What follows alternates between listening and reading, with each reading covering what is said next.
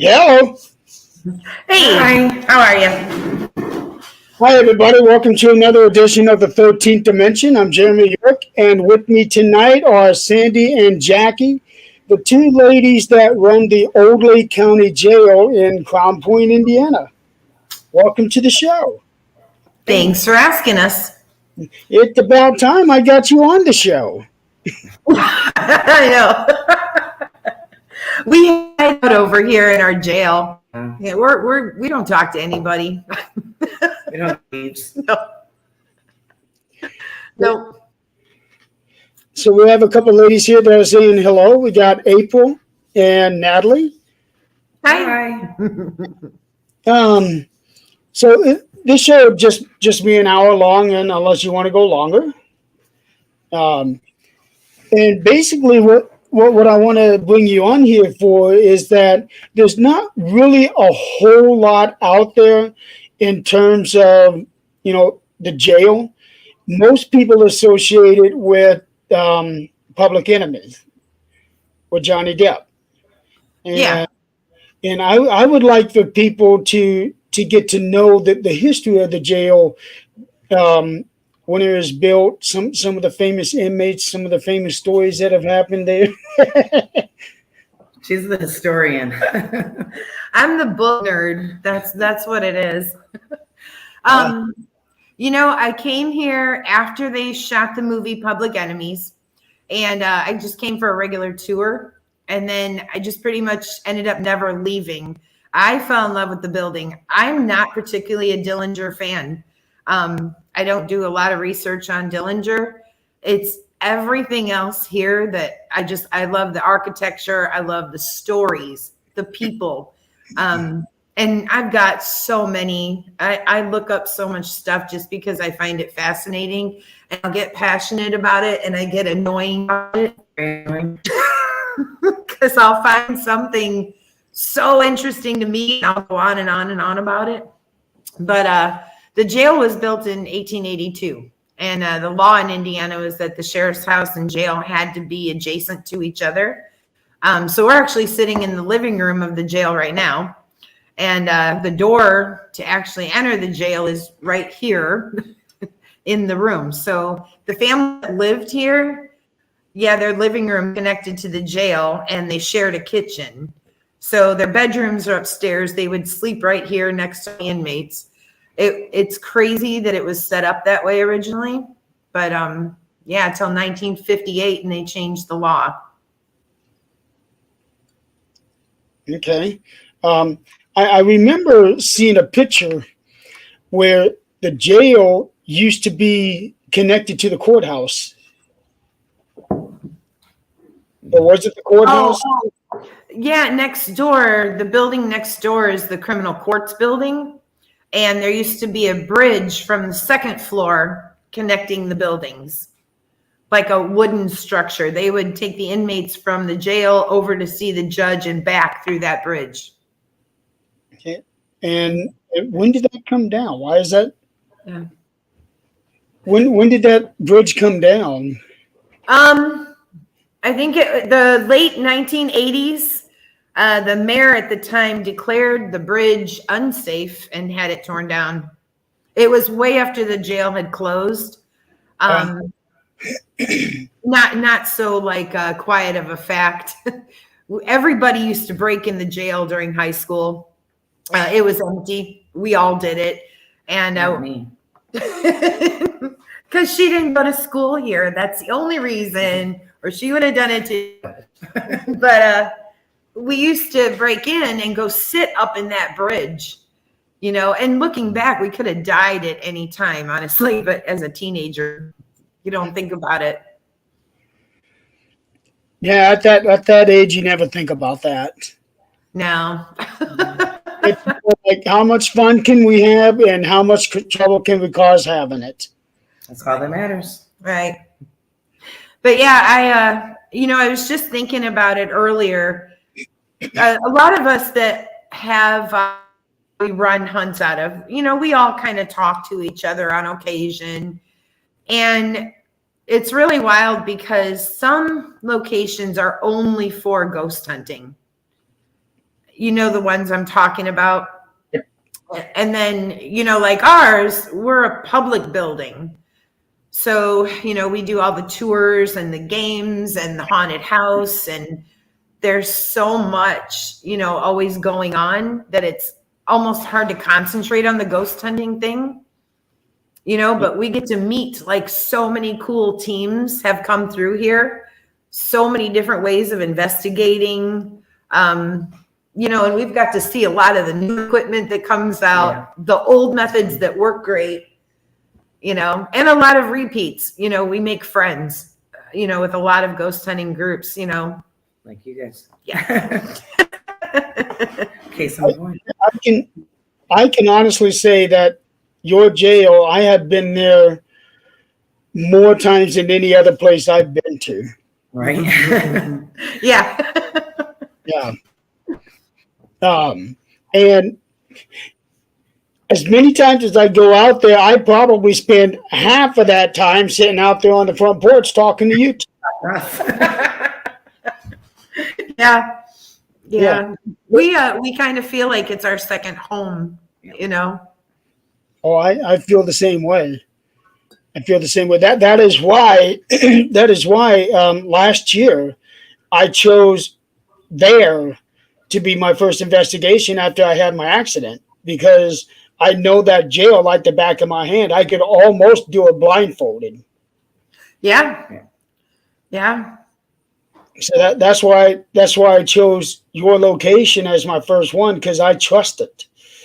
I know where every room is at. I know where I need to step and you know where to be careful. Yeah. Yeah. Joshua is saying hi. Mort is saying hi. Oh, who's saying hi? Joshua, Mort, Rich, they're all in the comments. I don't know if you can see the comments on your side or not. Sandy probably doesn't have a setting on. I probably messed that up. Probably Too. one little button. Yeah, we were a little late tonight due to technical difficulties. Or user error. One of the two. Yeah. And we just had somebody that says Facebook user saying hi. I don't know who that is, so I'm going to throw the banner up there for you. And the thing about the jail, just like what you were saying, it's a public building. It's more than just a ghost hunts, and half of the joy that I get out of there is hearing stories about the place.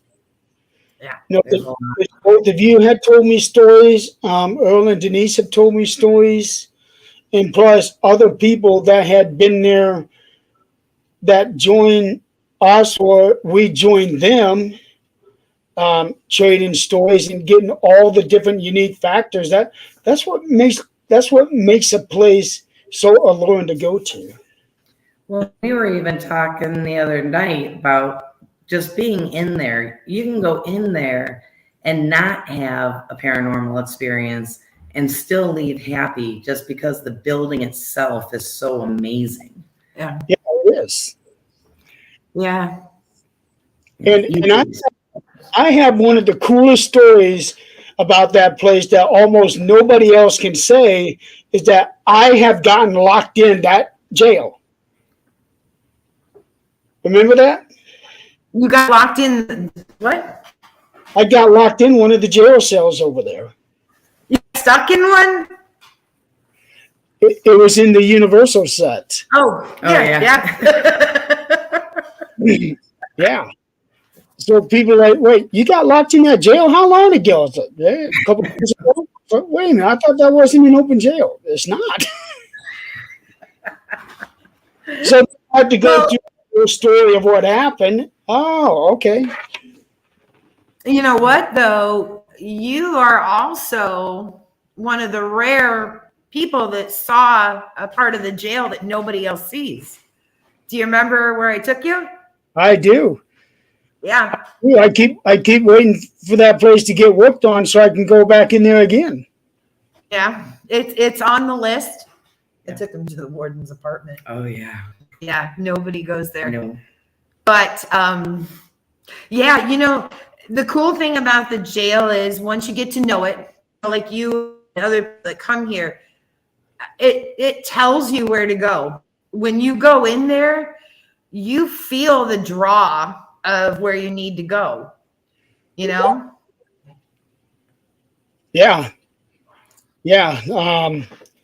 For a lot of people, they feel it in those cells in Universal, or they feel it in juvenile.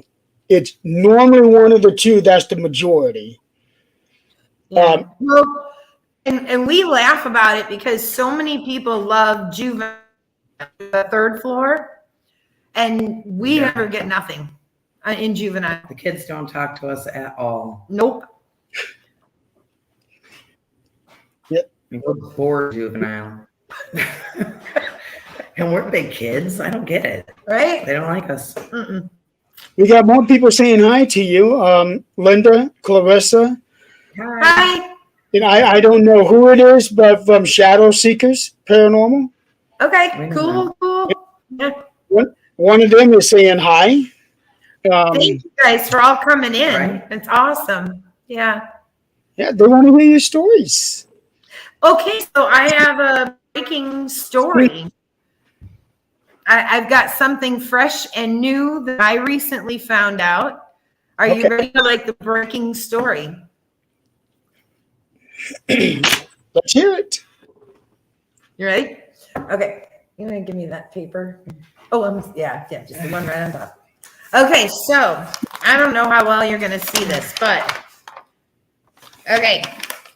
Can you see this guy? Yes. Okay. So this guy's name is Frank Gerline. And this guy was rival to Al Capone, okay? He was a beer runner in Chicago. In 1928, he ended up here at our jail. And this guy's crazy. But what happened was he came into Crown Point drinking with his buddies, and these are big time gangsters. And he came in drinking with his buddies, and his buddies are joking with him saying, "We don't think you're a sharpshooter at all." So he pulls out his gun and just randomly shoots the guy at the end of the bar, shoots him dead. The guy at the end of the bar happened to be a Crown Point attorney, Thaddeus Fancher. Now, Fancher Lake is a name in Crown Point. Like, it's Fancher Lake. It's at the fairgrounds. Well, he goes back to Chicago. Nobody gets him for a couple months, but finally they get him back to Crown Point. 2 witnesses, the guys that were in the bar, one of them ends up shot to death in his car. The other one ends up face up in a frozen lake. The witnesses are gone. He gets acquitted. Frozen. Wow. Yeah, he gets acquitted. He does no time for this murder in Crown Point. But he goes back to Chicago, and he's an alcoholic. His wife's an alcoholic. They fight all the time. Well, it ends up that last fight they had, he shoots her dead in their car and shoots her 2 dogs too. Then he ends up in the hospital with pneumonia. Well, Capone sends in 2 guys to take him out in his hospital bed. He's got a gun under the pillow. He shoots back. They leave. They ended up dead later. And then he gets out. He ends up becoming delirious. He thinks everybody's out to get him. He's taking his gun, shooting in the middle of the street, saying demons are after him. And he ends up dying of pneumonia. But the cool thing is, we know he was in cell 10 in here before the last edition was built. So all I got to do is figure out cell 10. But then I found another article that said he was in solitary confinement. So yeah, that would have been Universal or Federal or trustees with solitary confinement cells. And this guy thought demons were after him all the time. And we kind of wonder, is he that dark energy in there? Or the one right next to Federal. Yeah. The criminal cell. So we've got a new story and a new guy to go in there and call out and see if we can make any connection. That would definitely help explain some of the feelings that people get there. Yeah. Oh, well, and the other thing about this guy, he was the first one to introduce a Tommy gun to Chicago and the first one to kill somebody with a Tommy gun in Chicago. Oh, wow. Yeah. This was big time guy, you know? So, not necessarily a paranormal thing, but that is that's a big moment in history when you look at the gangster timeline. Oh, yeah. Well, and when you think of Crown Point, these are Chicago people, and you wouldn't think Crown Point would be such a big part of that gangster era. But, with James Salmons, Dillinger, now this guy was here. Crown Point was huge in the gangster era because of our distance from Chicago, Yeah. I So you have to Michael and Ryan and Cindy. Hi. Michael is one of my teammates. You met him. He's been with me a couple of times when we went out there. He's the guy that uses the pendulums. Oh, yeah. Okay. Cool. Yeah.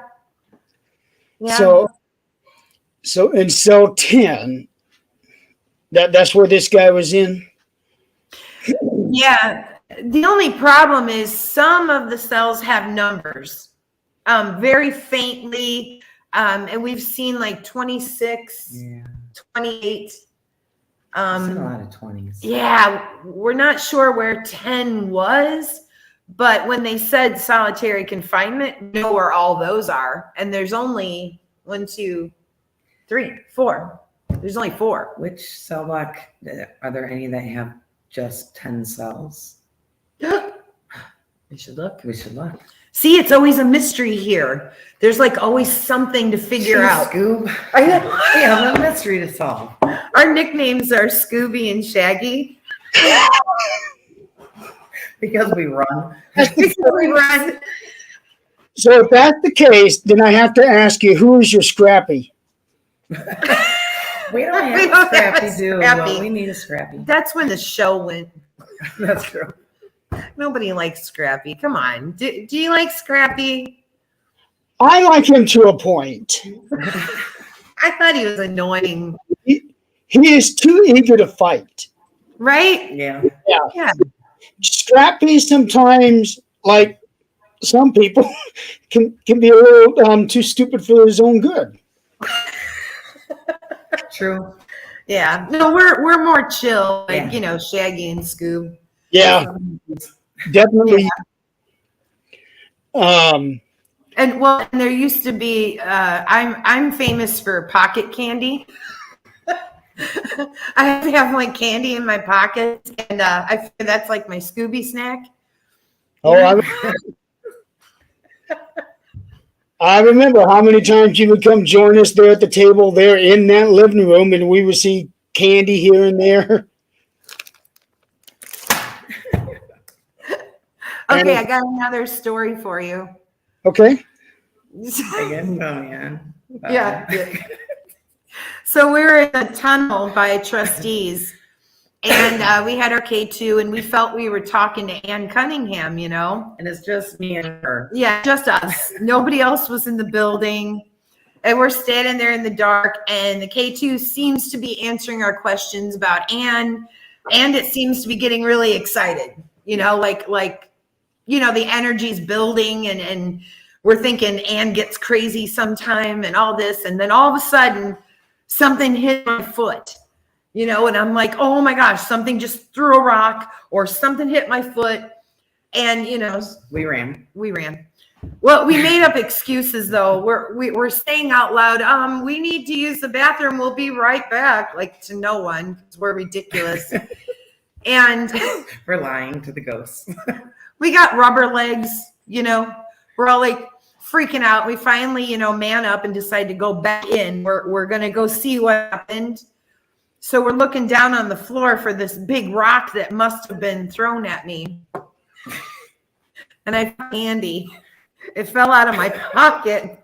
Hit my foot.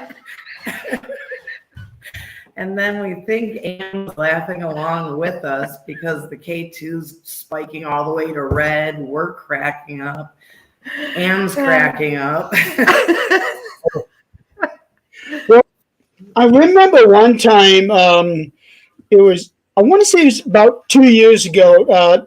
If you remember Tim and Crystal, they came out and they actually caught on audio what sounded like somebody throwing like a dime at them or a nickel at them.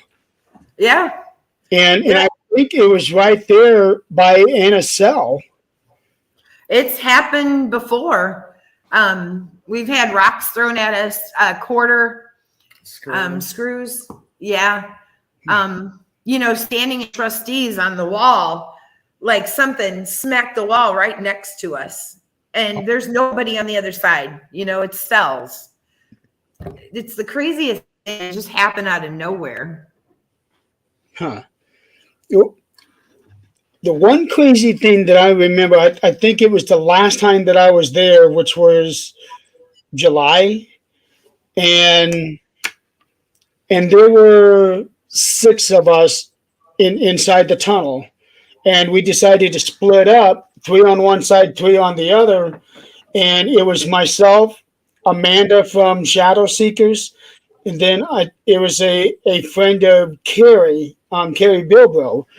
It was the 3 of us on the one side. Sandy, I know you were on the other side. Jacquie, I don't think you were there that night. So there would have been 2 other people with you, Sandy. And we felt like something bum rushed us on our side of the tunnel, like somebody ran right by us. And the young girl that was with myself and Amanda, she was shaking so bad. You took her out. Yeah. Brought her into the living room. I do remember that. Yeah, and it was just so weird because as many times as I've been in that tunnel before, I have never felt that rush, that air rush before. Yeah. And there's nowhere around for a draft to get through. No, when those things happen, it's like a visceral experience. Yeah. It's not like a breeze touched you. Like you experience it with all your senses, and that's how like I judge if something's real or not. Your whole body reacts. Yeah. Yeah, that was a surreal experience because I had only felt something like that just a couple of times in all the years that I've been doing this.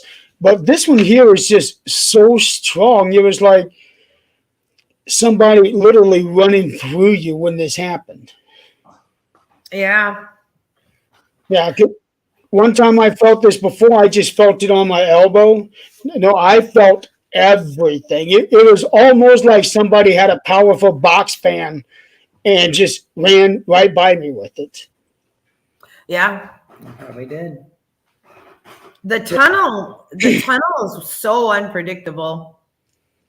The experiences in there. That is one of the spots in the jail that, if you believe in vortexes or portals, that's where I would put one, is in that tunnel. And the funny thing is, during the haunted house this past year, we hung mirrors down that tunnel and had actors doing Bloody Mary in there.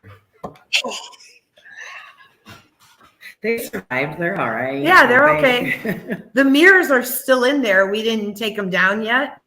But we have yet to go like mess with that. Yeah. I think we're both afraid to like go in there and look in the mirror and call something out in the tunnel. I don't wanna. Did anybody have anything happen with those mirrors hung up there? Not yet. We haven't really like gone in there to find out. Well, we did hear them creak, the one creak the other day. Remember? Like movement. Movement. Yeah.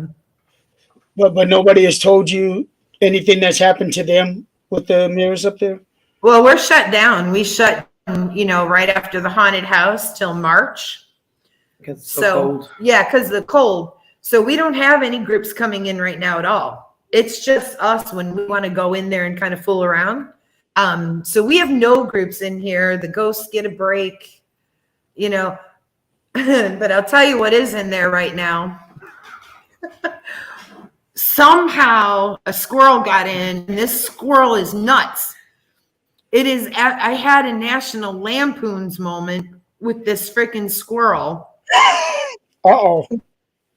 Into Universal, and it was hanging on the bars with a nut in its mouth looking at me, and I went, squirrel!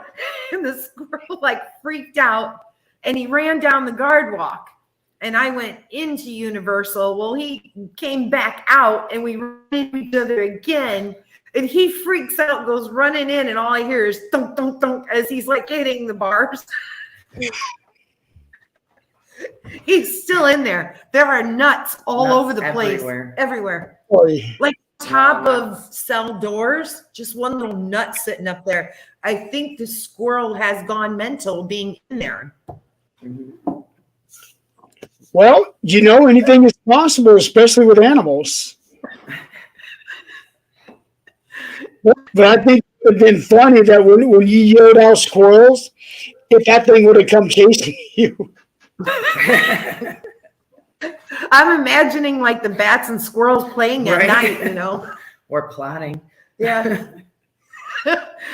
Yeah. Well, we had an incident where this black shadow liquidy like thing came at us along the floor.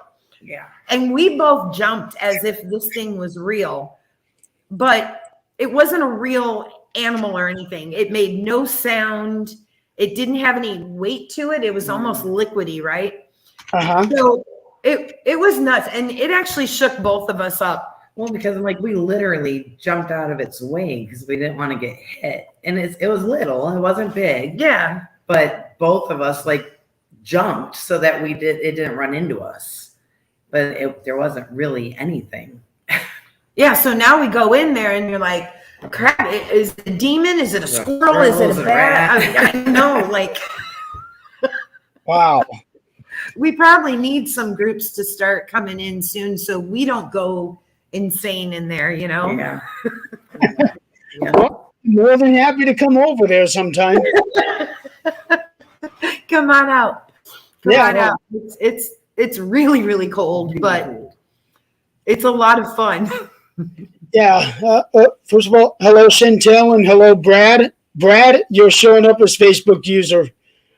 I remember last March when I was there for the first time, it was so freaking cold. It was under 20 degrees that night. Yeah. Yeah. And we were, I think you said we were the second team out there since you had opened up, because we had that first Saturday night open, you had a team there the night before. So everything was nice and fresh. And I like what you were saying. You close down during the wintertime because it is so cold. And also it gives the spirits a chance to rest and relax from people like us. Because I know if I had somebody in my home every time, I'd be like, go away, leave me alone. Well, I think every ghost hunter should understand that we deplete their energy all the time. When we're in there and trying to interact and get them to communicate with us, we're pulling their energy big time, and I don't think it's fair to do that nonstop,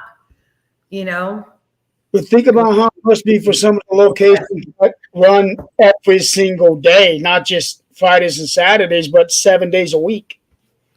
Yeah. Yeah. I don't know. I just think that we pull a lot of energy, and I don't know. I think they need a break. Because, in essence, this jail is their home. Yeah. Exactly. They've been imprisoned there, but some of them, but this jail is their home. And also some of the spirits out there, they're not just the ones that were imprisoned there. Right. Right. Um, I agree. yeah. Um, the thing that I've always been most curious about is which which cell. I think it's in federal. It's like every time somebody is in the federal hallway, somebody in that second or third jail cell is always looking out, peeking out, Yeah. saying, "Okay, who are you and why are you here?" Yeah. And I think that might have been the shadow that I saw when I was doing the experiment with my eye. Yeah. Uh, were we up there or were we in the tunnel? Well, I don't know how many times you experienced that. That was just the one time there in federal when I was testing out the different dynamics of how I was able to see with my eye. Okay. And Yeah. I had Clarissa with me, and she was feeling very heavy energy at that time. And Clarissa, if you're there, chime in if you remember this. But she was feeling something there. I want to say it was heavy energy, maybe not necessarily negative energy. I don't remember that part. But shortly after she was saying that, I was looking straight down the hall, and I saw a shadow moving across where the outside light was shining through, and you could see it on the floor. It looked like somebody was walking in circles in that the it was either the second or the third cell in that hallway. Yeah. Well, the benches that are in there, Yeah. we always tell people, turn off your equipment, just sit down, relax. And I know everybody wants to capture evidence, but sometimes, like just turn it off and feel the room. And like when you're sitting on those benches and you look down toward the door that you came in and the light coming out on the floor from the cells, we see a lot Oh yeah. of shadow movement down there, like somebody pacing in the cell. It's almost constant. Yeah. Or peeking out, like you said. Hmm. Or in the guard walk too, in front of the door. There's a tall guy that hangs out there. Yeah. I remember. Um, I don't remember who it was exactly. I want to say it was somebody on Shadow. Um, they had their daughter with them. 20 years old. Had their daughter with them, and they was right there on that guard walk with those stairs, and felt like something was trying to push her over the railing. I've heard that claim, the railings. Yeah. Well, and you saw a full. Oh yeah. So Did you hear I that? did hear that. We were standing in the grid room. We're not alone.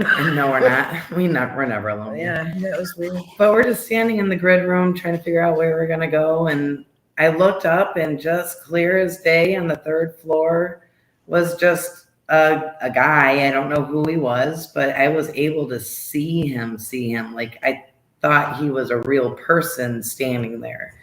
And a blue shirt, button-up blue shirt, and darker blue pants. And he was just leaning with his arm on the railing, looking down at us, just relaxing. His legs were crossed, in just a relaxed pose. But I remember him in detail, black hair. Like when I looked up, I saw a person standing there, and I looked up again real quick, and obviously there was nobody there. I was like, "Oh, well, that was different." Yeah, and neither of us claim to be mediums No. or psychics or anything like that. And a lot of people that have experiences here like that, they're not like, they don't have the gifts or anything, but if something in there wants you to know it's here, They'll let you know. They'll get through to you.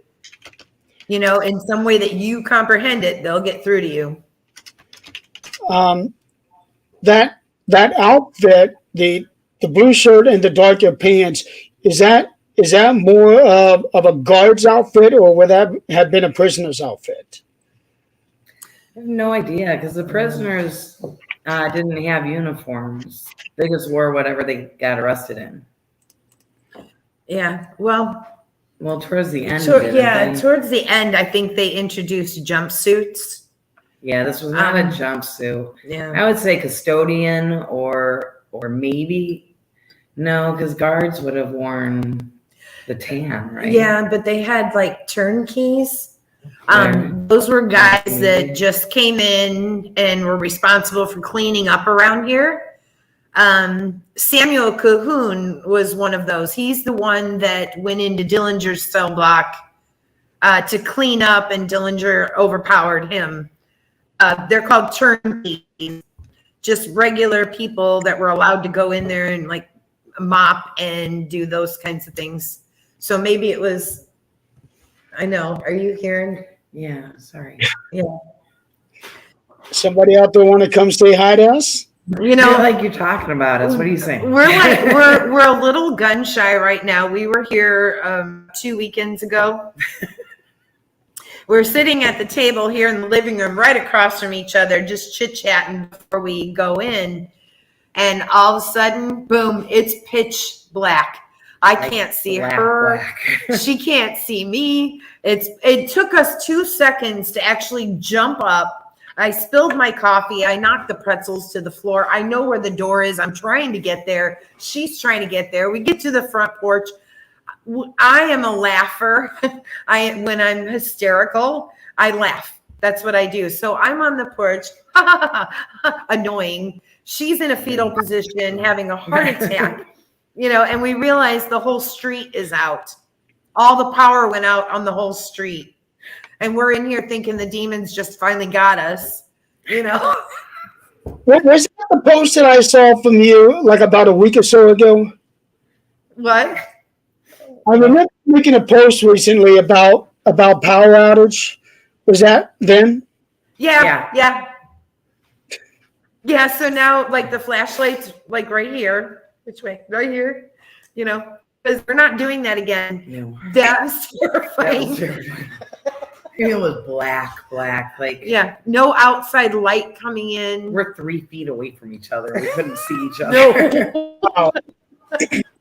And really, for people like us, that's what we want. No, I didn't want that.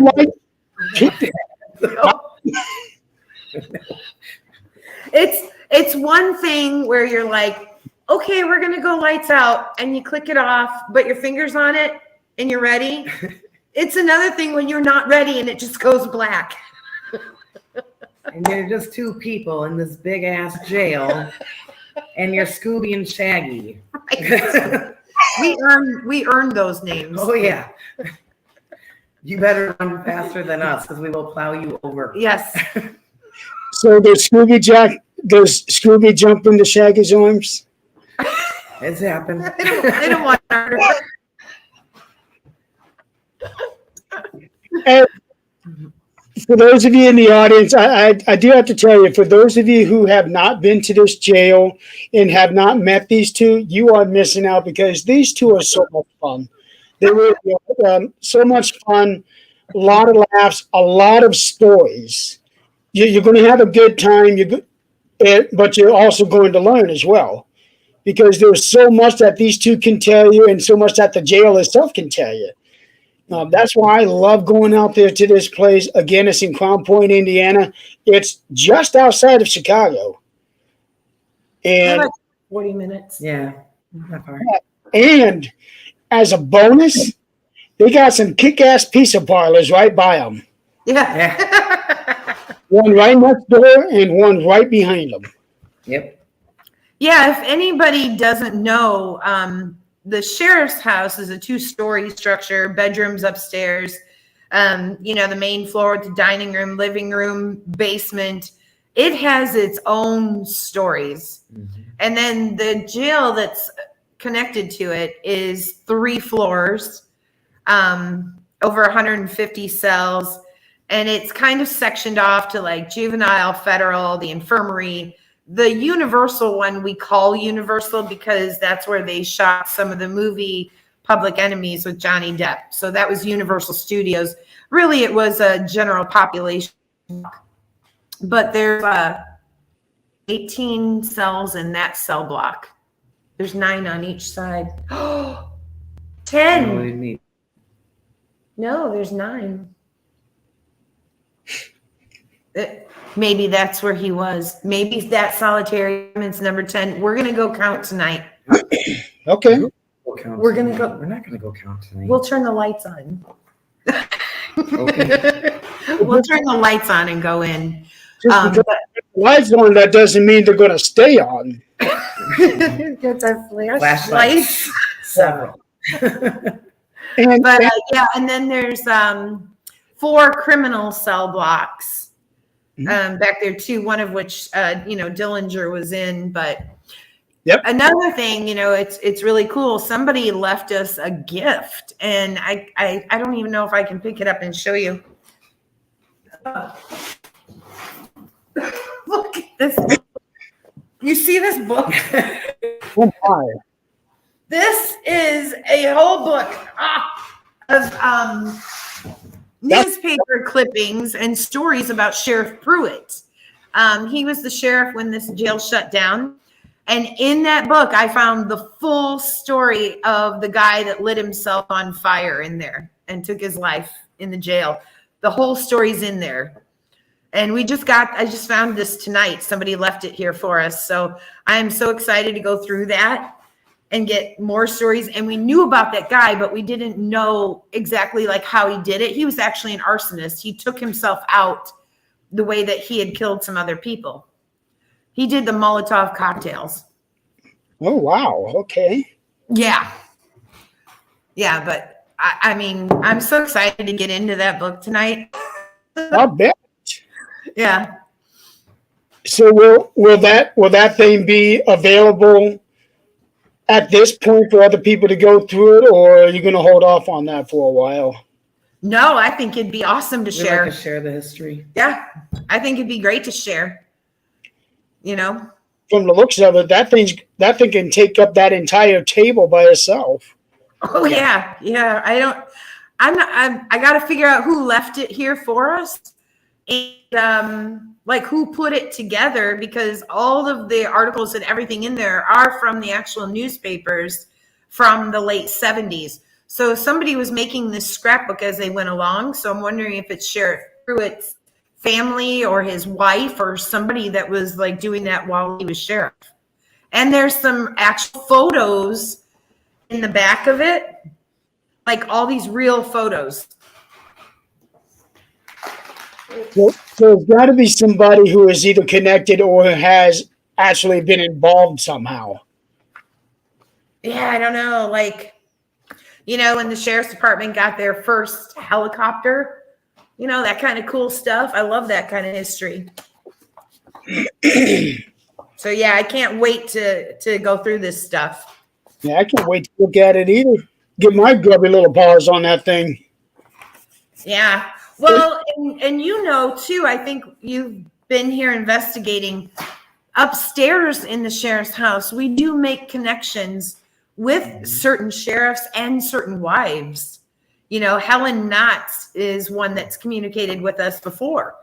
And she was here in the 1940s. Her husband, John Knotts, was the sheriff, but we've actually made contact with her a few times. Yeah. The many times that I've been there, I've really only been upstairs just a handful of times or a couple handfuls of time. And that's another thing I want to point out to everybody in the audience, because most other locations, they always say the money that comes in, we put towards the building. But when you go to these places time and time again, you never see any improvements. But there at the jail, you see those improvements, because I have seen the upstairs portion of the house where it just looked like total shit. Yeah. And the last time that I was there, I took a little peek. It looks damn good. Yeah. Thank you. Yeah. And I am kind of a pain about it. We had discussions about when we were going to redo the upstairs, right? And one of our board members just did drywall, and I kind of went a little ballistic Kind of. Like you drywall? No, this plaster, we have to find somebody that does plaster the original way also. You don't just drywall an 1800s building, you know? So I do get a little anal about restoration, you know? A lot of times when we go in and we're ghost hunting by ourselves, I'm looking at the walls and windows and I'm like, oh my gosh, is that crack new? We've got to fix this. We've got to address this issue, you know, but we love this building, you know, and when we're gone and somebody else is here, we're hoping to make it easier for them to keep it going and keep it in the community so people can come in, you know, and see all this cool stuff. Keep the history alive. Yeah. Well, it's pretty good now. I mean, you guys are pretty fairly popular there in the area, because every time that I've been there, there have been times where I've come out during the day, and it seems like a lot of times you are just loaded with tourists, ready to take tours throughout the day. Yeah. I think the hardest part for us, and probably for a lot of locations like ours, is getting volunteers to help, you know, and volunteering's hard. People are busy, they work, they got jobs. But we always try to find people to help do tours and, you know, run the gift shop, just stuff like that. And it can get hard, you know. And not everybody is as stupid as we are. Right. To, you know, be here all the time for free. We do get a lot of perks though. We do. You know. We get to be here. Yeah. Haunted house. Oh, yeah.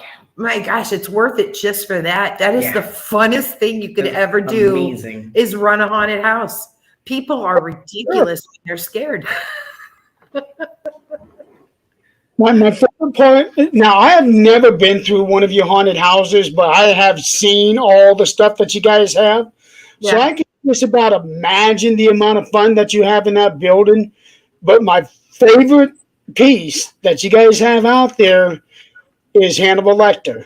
That's my buddy. I say hi to him every time we go in there. We actually put Hannibal on our 4th of July parade float every year. Yep. I remember that. He comes out. A couple of years ago when we did that relief project over there, and Michael and I were moving Hannibal to different places more often. Yeah. And towards the end, one of the ladies was saying, I know I've seen that thing somewhere else. He was here. He was over there. And Michael and I just laughing. And then finally, at the end of the night, she said, I know I've seen that movie. I say, oh, we've been moving him around while you guys were here.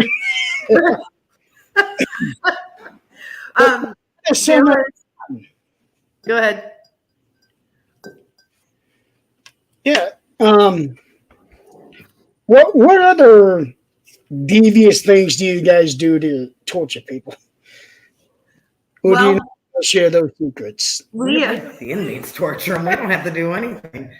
Well, like aside from ghost hunts, which when teams come in, they're private hunts. We don't really do a lot of the big public ones. You know, teams like yours or whatever come in and do kind of a public hunt, you know, with your team. But like ours are all private. So it's just you and who you bring with you when you come in for a hunt, you know. But aside from that, we will randomly throw things out on Facebook. Like we threw out Hide and Go Seek.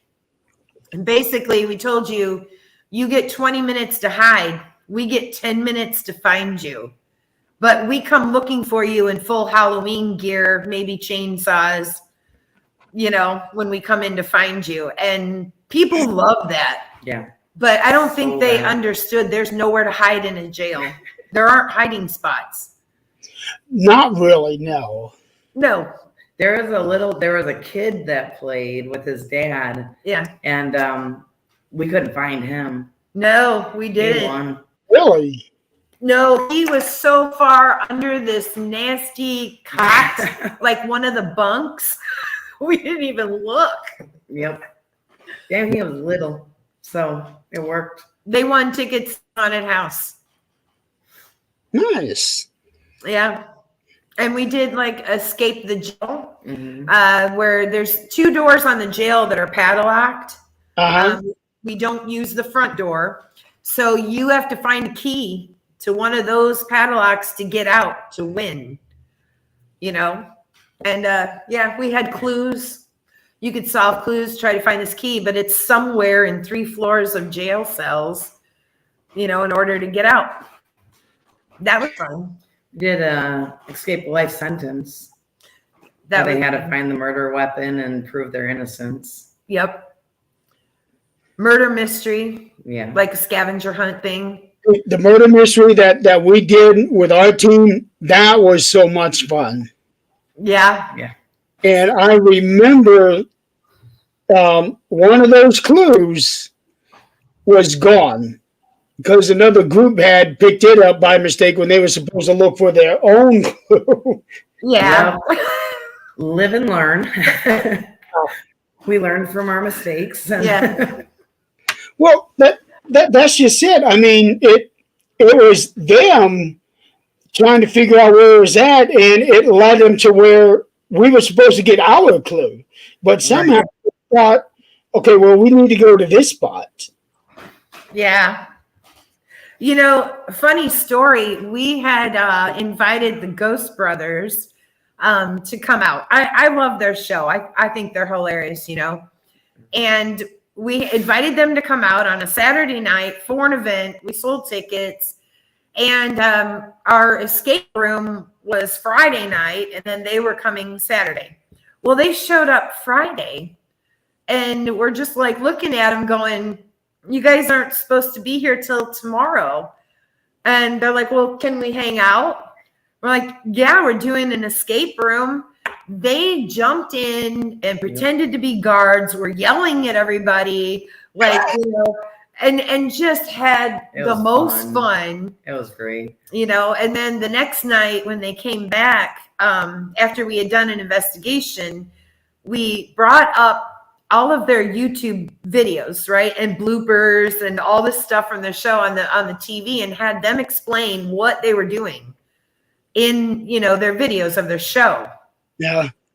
So while they're doing this investigation, we could stop it and say, so what was really going on at that time? Like, how were you feeling? Like, and it was a really cool experience because people that bought tickets got to ask them questions about the show, how they set it up, the producers, like stuff like that. So it was really cool. And then we ghost hunted with them after. Yeah. It's impromptu things like that make the best memories. Yeah. Yeah. Yeah, I personally have never seen their shows, but I have heard so much about them to know that they are very popular. They're funny. They're really nice guys.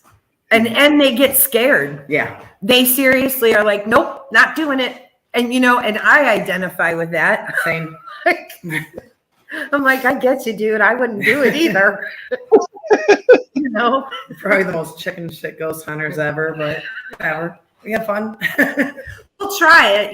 We'll go in with you. But when it gets a little buggy, we're probably going to dip on you. Yep. We're going to ghost you. Yep. I'll tell you, I got something to do down in the house, Oh, I forgot to lock the door. I'll be right back, and I won't come back. And I have to go with because, you got to be in pairs. And now we're telling all that third floor, they don't know how to make their way back to the front. Now one of the people watching are going to end up coming here for a hunt, and we're going to try to pull that on them, and they're going to be like, no, you guys know that you're really scared.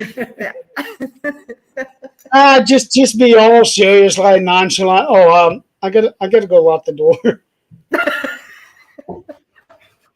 Now it's true. One night we were on 3rd floor in Federal, and we literally heard something like real voices, real people. And I'm like, I know it's real. To where you can look all the way down. And there were people down there. And I'm shining my light. And I'm like, who are you? And they're shining their light up going, who are you? And it ended up, it was the guys who own the tower or rent the tower on the roof from us. They were coming in to do repairs, but scared the heck out of me because they were real people. And you forgot to lock the door. No, they had a key. Okay. We weren't expecting anybody to come in, Man, you would think that somebody would call you and say, hey, we're going to be over later on today or whenever. No, it was like 2 a.m. Oh.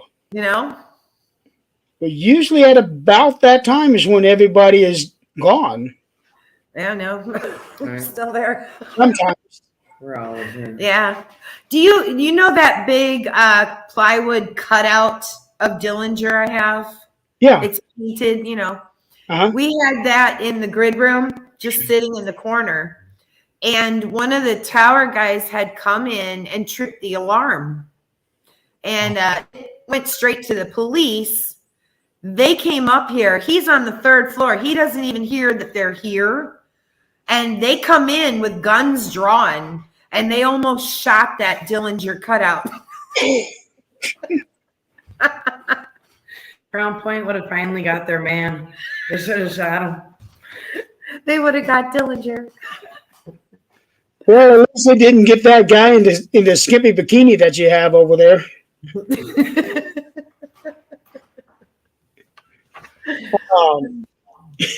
Wow. Well, at least now we know that Anthony Hopkins is not the only one who's going to get people over there. Now we know that John Dillinger is too. Right. You ever put the two together and just hide them somewhere? Yeah. In Pineapple Man. Oh, yeah. Have you seen Pineapple Man?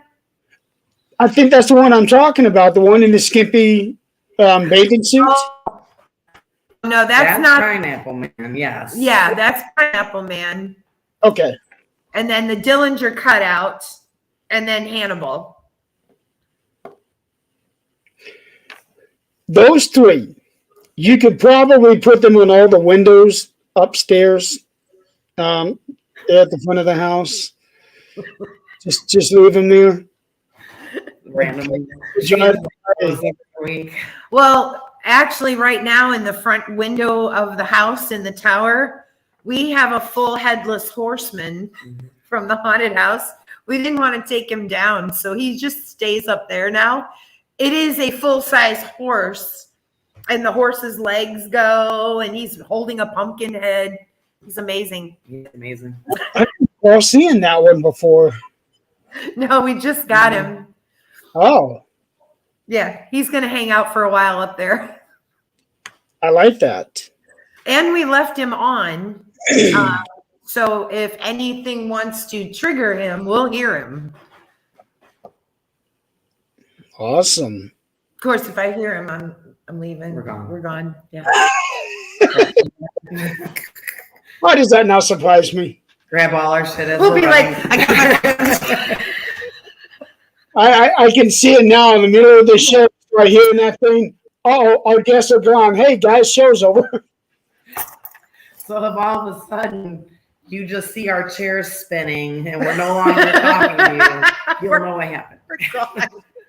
Scooby and Shaggy have left the building. The light will go off.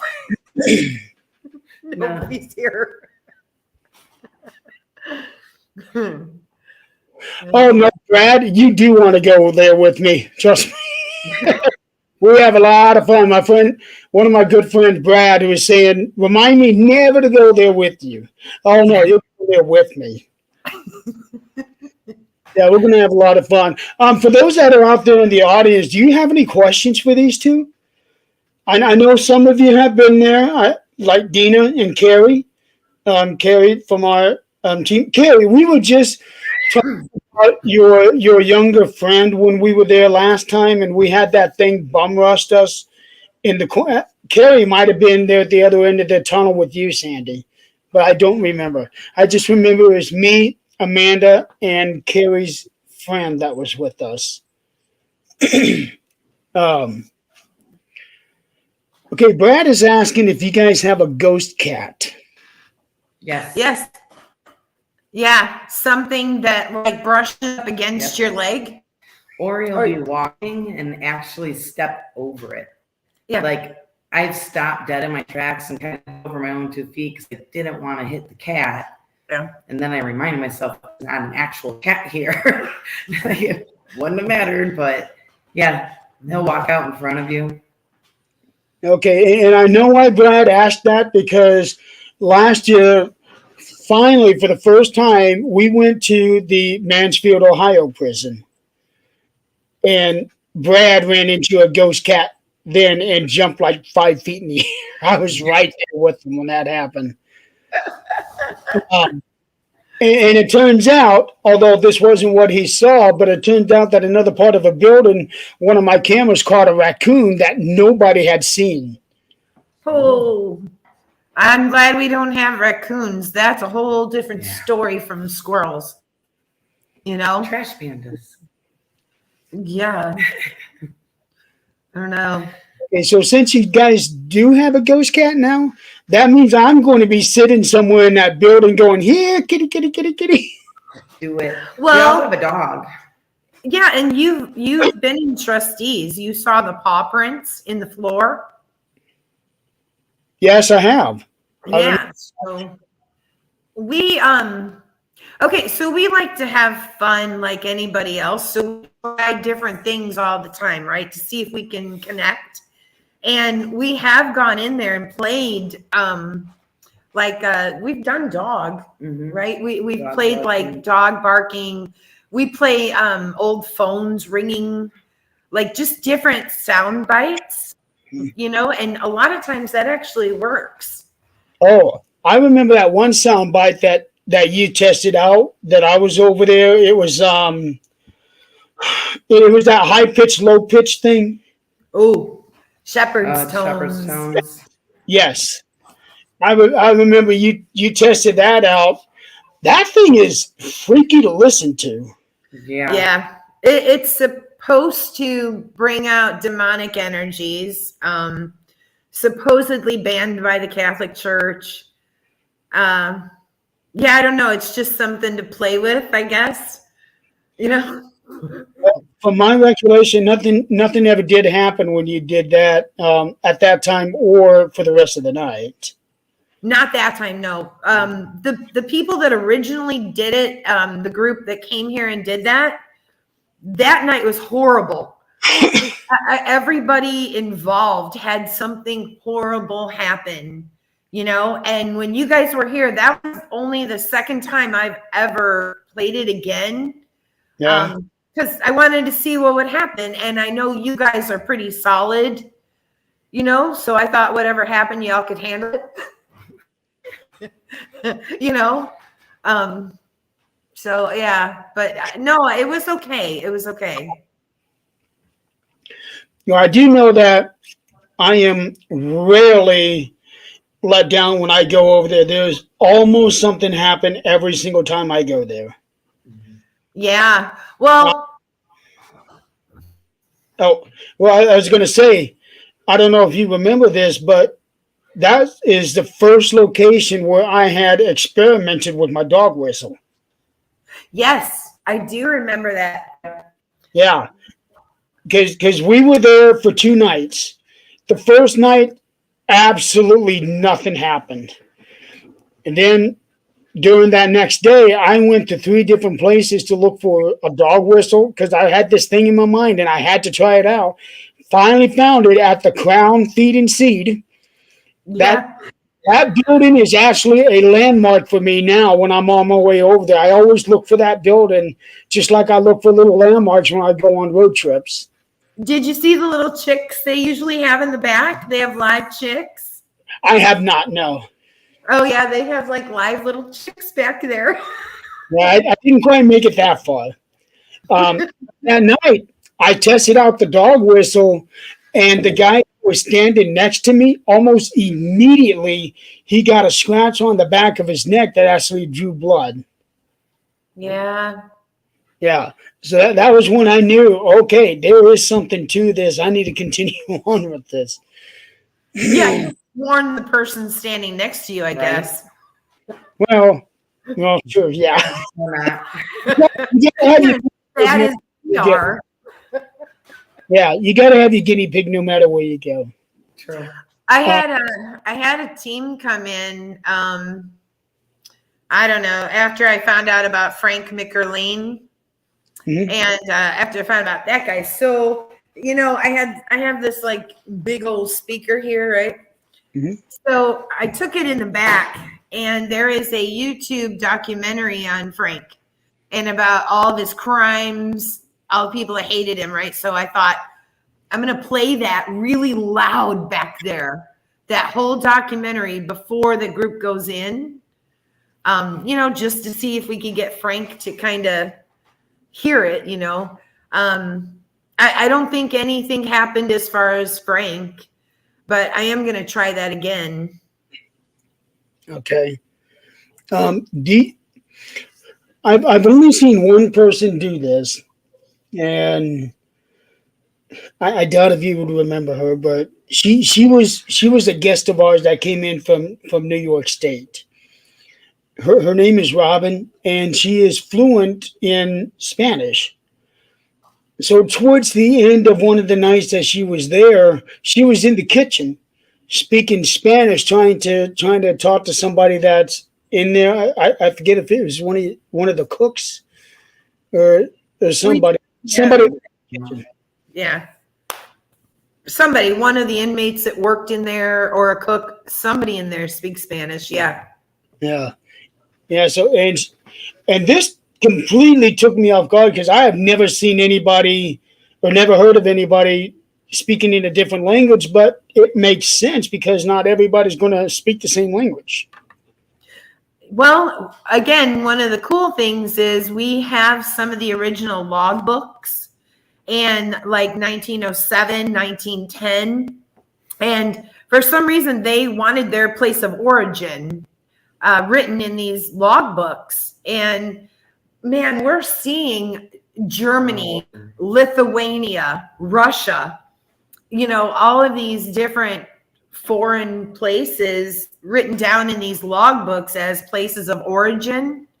Mm-hmm. So, I'm kind of wondering, and I think I told you before too, Lake County used to do sweeps for illegal immigrants twice a month, I believe. And they could round up like 500 and drop them here to await deportation. Oh, wow. So you probably are getting a lot of different languages in here, and I tell people, I encourage them, if you know a different language, I don't even care what it is, try it. Yeah.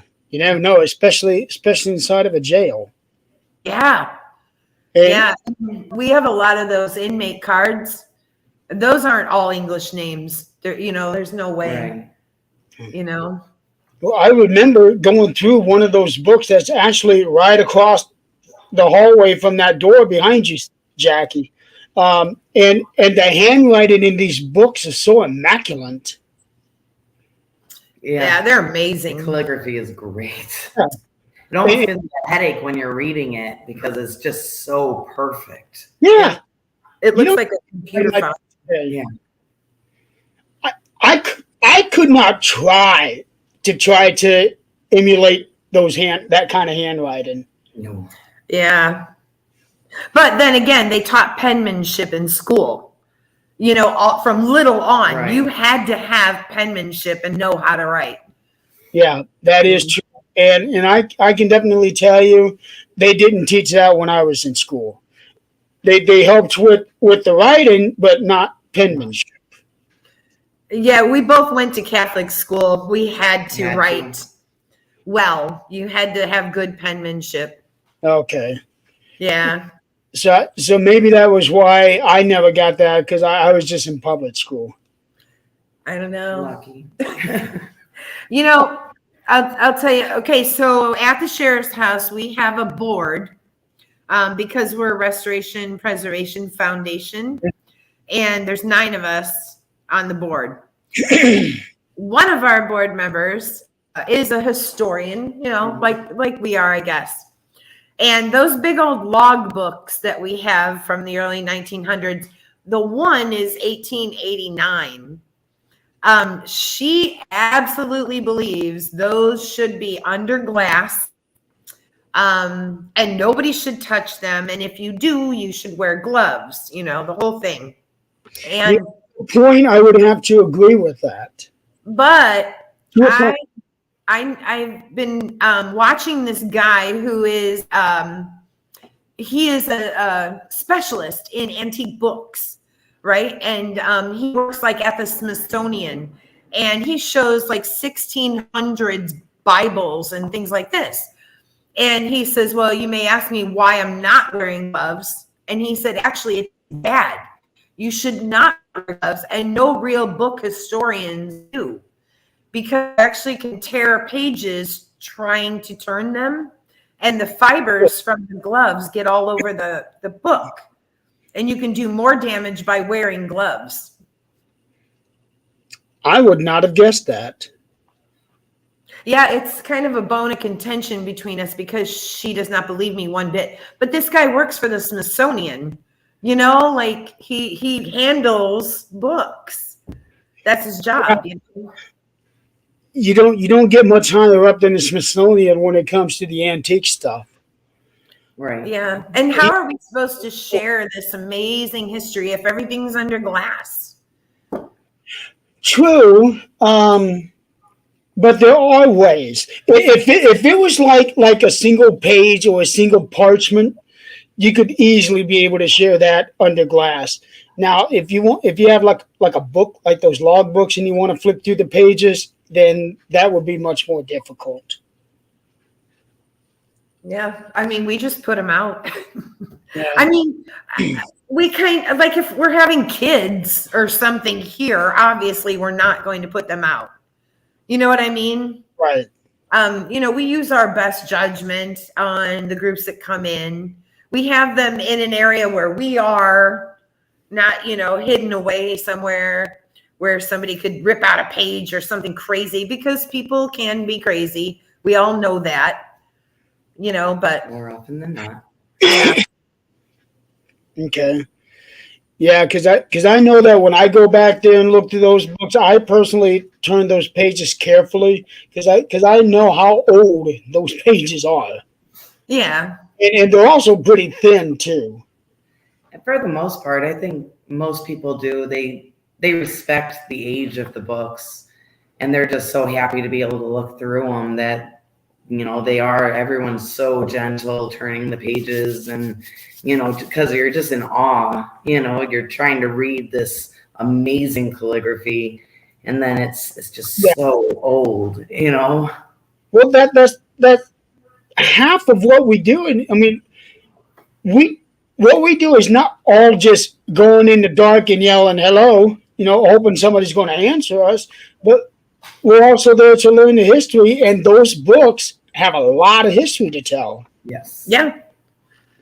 Yeah. It's got names. It's got why they were in, what their sentence was, The sheriff's name, fines, how much it was. Hi, Jill. Another one of our faithful watchers, Jill Jade, says hi to you. Oh, hi. Hi. Joshua had a question earlier for you. And I think in a way you kind of touched on this, but he was asking, what is your most terrifying encounter? God, there's been so many. Well, for me, it was third floor Federal. And that was when, we were told by a medium, I think, that there was a priest up there that was saying Latin prayers. Didn't know if the priest was an inmate or talking to the inmates. So I thought it would be a bright idea to go there and play Latin prayers on my phone. And so as I was standing there holding my phone, I realized I couldn't swallow. And it actually felt like somebody pushing in on my throat to where I felt I was being choked. And I kind of panicked a bit and turned it off and left the cell block, and I was fine once I left. But that instant when something's happened to you that you have no control over, that is terrifying. Yeah.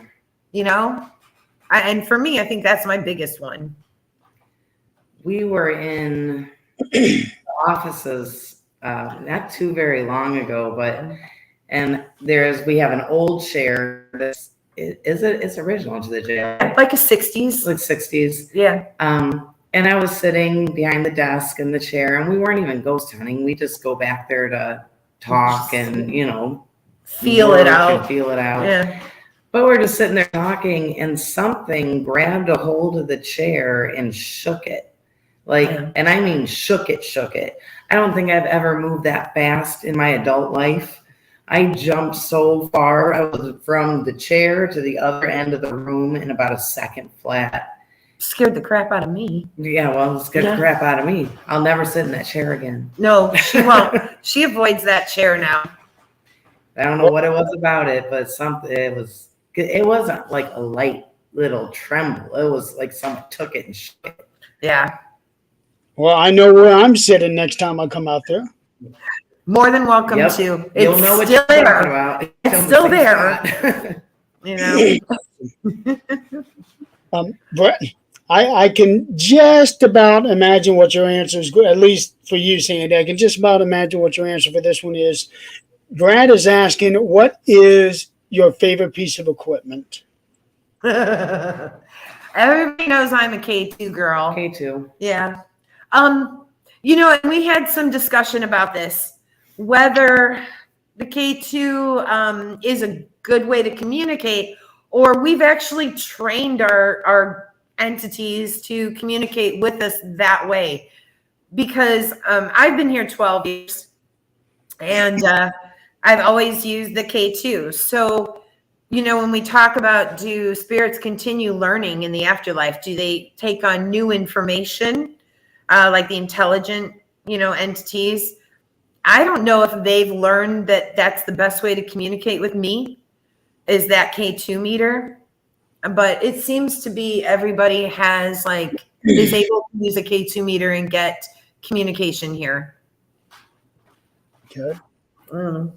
You're with me? Agreed. Okay. Yeah. And we've seen lots of equipment. People bring in, their portals, and I kind of want one of those rope light EMF. Yeah. Like the long rope one. Shadow Seekers actually have one of those. Yeah, I think that'd be fun. That would be fun. I would love to, I've seen a couple groups throw it down the tunnel, and I would love to do that. Throwing down the tunnel. Well, can you imagine standing in the tunnel and watching each light go off till it gets up to you? I'd be like, shit. Yeah, that would be an old shit moment. But at the same time, I would be pretty excited about that too. But I wouldn't necessarily want something to come up and smack me in the face either. Reggie. I remember before it got to us, so yeah. No worries. I remember a couple of years ago, you had one of those light up balls, and you would just toss them down the hallway. Yeah. One of those ended up falling down the little pipe. It went in the drain. Yeah. I was with you two when you did that, and that thing was just spinning and spinning, and then all of a sudden it just disappeared. Gone. Yeah. You're like, what the hell? Did you guys ever get that ball out of there? No, it's still in there. It's still in there. Yeah. And we actually did that the other night, last weekend. Okay, so like I said, I'm not a psychic. I'm not a DM or anything, but I was at home and I was trying to remember the theme for that TV show Reba. I was singing it in my head and I couldn't think of the word, but then my brain flashed to the tunnel here at the jail, and something big like an elephant was running down it. And then boom, it was gone. Whatever it was like gone, right? So when we came up here that night, I said, you know what? I think we need to go in the tunnel. And we had one of them glowing balls. Uh-huh. And so we threw it down towards Dillinger's, and it was almost like slow motion, like it went thunk, thunk. And then you heard it stairs at the back. Thunk, thunk, thunk, thunk, thunk. And we're standing there, and here it comes rolling right back to our feet. We're like, okay, can you do it again? So we like threw it again, and you hear it, dunk, dunk, dunk, dunk. And there's so many places it can go down there, right? Yeah. 2 seconds later, here it comes rolling right to our feet. And I'm like, okay, third time, threw it, dunk, dunk, comes back, but stops right in the middle of the tunnel in front of that door. Is. And I'm like, I know a trap when I see one. I'm not going to get that ball. And like, we were just done at that point, but that was pretty cool. That was pretty cool. Did you have anybody else in the building with you at that time? No, it was just us. But Okay. Earl and Denise came back the next Time night. find somebody to be bait. We do need to find somebody to use We the do. bait. See, maybe that's why we should get a Scrappy. We can have a That's why I said, oh, Scrappy. You're right. You're right. That's what Scrappy He was has a useful use. for. Yeah. We need a Scrappy. Make sure this Scrappy doesn't pee on your dress like you did on Daphne's in the movie. Right? Okay, Scrappy, go get that ball. Right. Go Get the ball. Go get it. Yeah. Oh, here we go. Brad Facilities. is offering his wife Kelly to be bait.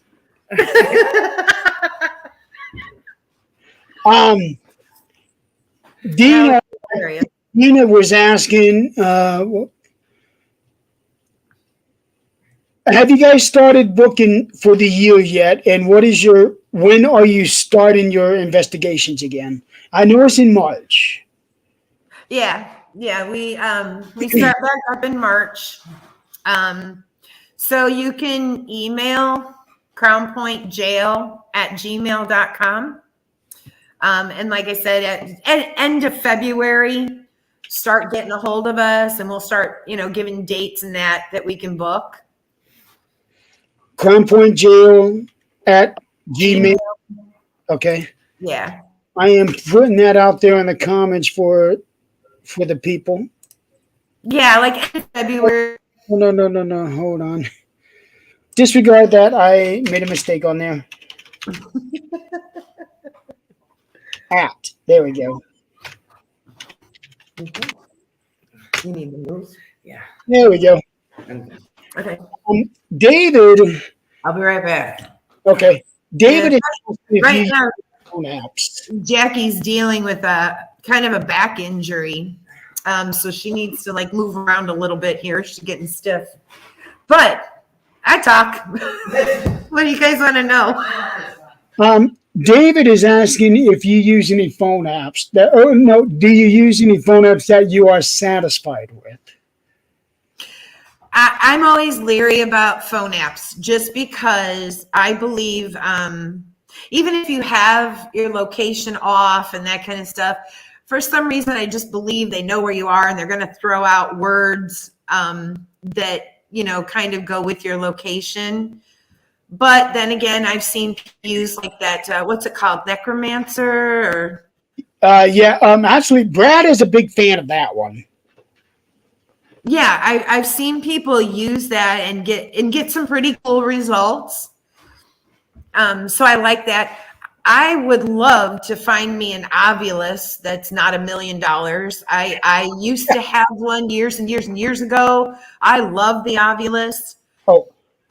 We actually had one that spit out the word Dillinger, and I've never seen that before, or since. Necrophonics is what Necrophonics, yeah. Necromancer. I don't know where he got that. It must be a movie or something. Well, the Necromancy book, that Book of Evil. Probably from Evil Dead. Interview with the Vampire or something. I don't know. Oh, Evil Dead, yeah. Maybe. You're being creepy. Okay. Jill is asking, what is your favorite part of being there and working there? And secondly, what brings you back every day? Fair question. Despite the fact that you work there, So we're all volunteers. We're not paid to be here. We're Restoration Foundation. So I love the work. I love restoring it. I love bringing it back. I love the architecture, the history. Before I came, they were not doing ghost hunts. I was here about 2 years volunteering. And I approached the board and said, if you let me run some ghost hunts, because I was into ghost hunting already, I can make you some money, and they liked the idea. They didn't want to be known as the haunted jail, but they liked the idea of money because, it's a money pit. It will always be, but it's totally worth it, to keep restoring it. So we started running the ghost hunts it's going on 11 years. We've been running ghost hunts here now. And, they love money and stuff. And then I ended up being asked to be on the board. And then now I've been president of the board for the last 3 years. And I love the ghost hunting, but there's so much more that I love coming here. And like I said, it's like a second home. When I walk in here, I'm just full of ideas and possibilities. I love bringing the public in. My son got married here in the jail. He met his wife here on a ghost hunt.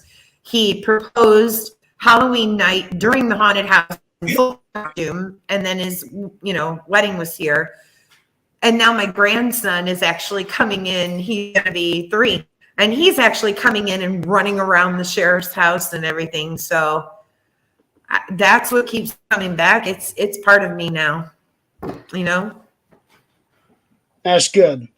Oh, and Jackie, you're just in time to answer the question. Oh, good. What keeps bringing you back here? What do you love most about it? The building itself. It's hard to explain. The first time I walked into the building, my son was actually doing the haunted house for volunteer hours for school. And he kept on telling me, because he knows how much I love just haunted houses and Halloween and old buildings. So he's like, Mom, just come and do this with me. I'm like, nah, I'm not much of a people person. Like, I'm good. I don't need to go up there and deal with all them. But he begged me enough. And finally I was like, all right, fine. I'll come up with you one day. And I literally walked in the front door in the little foyer. It was just like the feeling I got. I just stopped and I was like, oh my. He goes, I told you. I was like, this is amazing. And that's it. I've never left. So, well, and the good thing is our personalities match.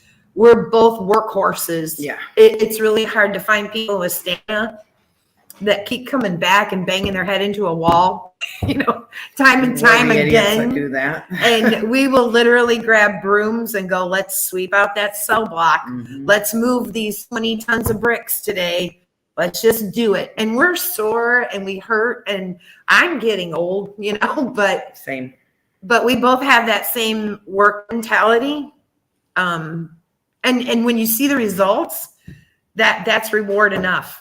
When you walk into a room, or when groups come in and go, wow, last time I was here, this place was trashed. And now, we're like, yeah, that was us. We did that, Yeah, well, I can definitely, I see the result of what you two have been doing. In fact, I remember there was one time I came in, you two were working, it was still there on the living room, on the floor, there in the living room. It was like you guys were building a frame for something. Probably the haunted house. That might have been. That might have been. And you guys still had it there on the floor. But it took up like half the floor where it was sitting. 8x8 walls. Yeah, we build rooms within rooms. Well, I do know I need to get out there specifically for the haunted house Yes. Yeah. My team wants to get back in. We got a lot of other people that want to come back, investigate the place. I want to look at that big book. Pick a night and come in and be an actor in the haunted house. Yeah. Man, That's so much fun. You would love it. In a way, I was. In a way, I was for that mystery, that murder mystery. Yeah. Yeah. Yeah. Only I did not get to do that big speech that I was planning on because Earl fired off his firecrackers too soon. Yeah. Yeah, because I had this whole like Norman Bates like speech all prepared as to why I had this gun in my hand. Yeah. And Yeah, I don't give away the ending though, because we're gonna do it again. Okay. Oh man, I was so excited. That was so much fun because it wasn't just there. You had us going everywhere. Yeah. Yeah. We have Outside. people in other buildings. There's a waiter over at the restaurant that used to be a funeral home. He loves it. Oh my gosh. He gets totally into it. Yeah. Yeah, we definitely need to do that again sometime after it gets warmer. Oh yeah, for sure. Yeah, let me see. I want to say that was 4th of July weekend that we were there. I think we did do. Yeah, because we had a team that was coming for that weekend, and they ended up having to cancel. Yeah. And you came up with the idea of that murder mystery, and we got that all going. Well, I'm thinking I want to play a destination fear game. I'm going to pick out the worst places in here, put them in a hat and just have people grab one and they have to go by themselves with just a walkie-talkie and stay there. I'm not playing either, but it'd be fun to watch other people. Yeah. Yeah, we can do that. Well, I'd be game for that. Yeah. Maybe we'll do a polar vortex one. Ooh, that'd be cool. Yeah. The cold and the fear. Jeff is asking if there's anything new going on with the jail. Anything new? Yeah, I don't know if he means anything specific or just in general. Oh, I don't know. We're starting restoration on the master bathroom upstairs in one of the bedrooms. We're continuing the restoration in other areas. We've got a grant to replace the metal or the steel ceiling tiles in Dillinger's cell block. That's going to be going on. Okay. I'm not sure what else he'd like to know as far as event. Northwest Indiana Art Show, they come in for 3 days and over 30 artists set up through the jail and in the cell blocks. And it's open to the public to come in and view all the artists' work. And there's any kind of art medium you can think of. There's sculptures, there's oil painting, acrylics, whatever. We did it last year. It was an amazing event. Very neat. And they're coming back in April. Okay. Brad is saying he's a 3D printer, so he prints off a whole bunch of stuff, including equipment. And he just offered for you two to send him a list of all the worst places that you have, and he will print a spin wheel. Print a symbol?